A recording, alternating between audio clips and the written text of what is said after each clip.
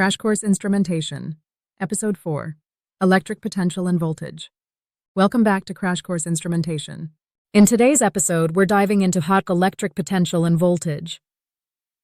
Two concepts that are often misunderstood, but absolutely essential if you're working with electricity or instrumentation. Let's start with a concept we introduced in the last episode, potential energy. Remember the 30 kg weight we lifted onto a shelf? That stored energy, ready to be released, is potential energy. In the same way, we can give hot electric charges a potential energy by placing them in an electric field. Here's the key idea. Voltage is the electrical equivalent of a height difference in gravitational potential.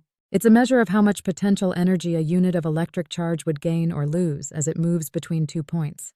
But voltage isn't something you find at a point.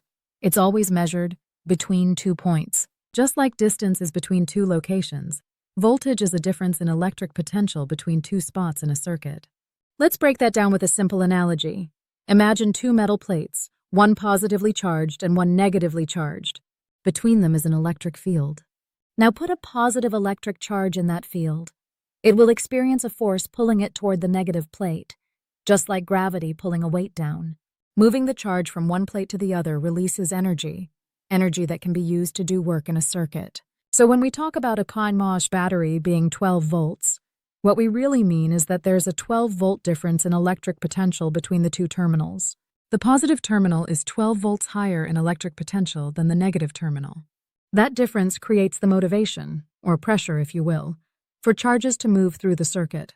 That brings us to a critical instrument tech idea. Voltage is not a thing you can assign to a single point.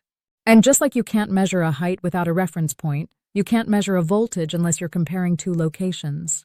When you use a voltmeter, the red lead connects to your measurement point, and the black lead connects to your reference point. The reading tells you the current potential energy difference between those 2 points. The meter is showing you how much energy each unit of charge would gain or lose when moving from the black lead to the red lead. Positive reading? That means energy is gained. Negative reading? Energy is lost.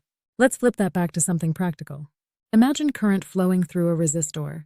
The resistor doesn't use up current, but it drops voltage because it resists the flow of charge. As charges move through the resistor, they lose potential energy, which is often released as heat. That's the voltage drop. Another analogy that helps is to think of electrical potential like elevation in a landscape. Current flows downhill from higher potential to lower potential. We can't say a river is 200 feet tall, but we can say it flows from a mountain, high potential, to the sea, low potential. Same with voltage, it's all about the difference. And here's a fun one to remember. The plus and bar symbols in a circuit aren't standalone values. They only have meaning in pairs. Saying something is plus 12V means it's 12 volts gone higher than something else you're comparing it to. Without a reference, it's just a label. So what have we learned? Electric potential is the stored energy a charge has due to its position in an electric field. Voltage is the difference in that potential between 2 points. Voltage is not at a point, it's between points.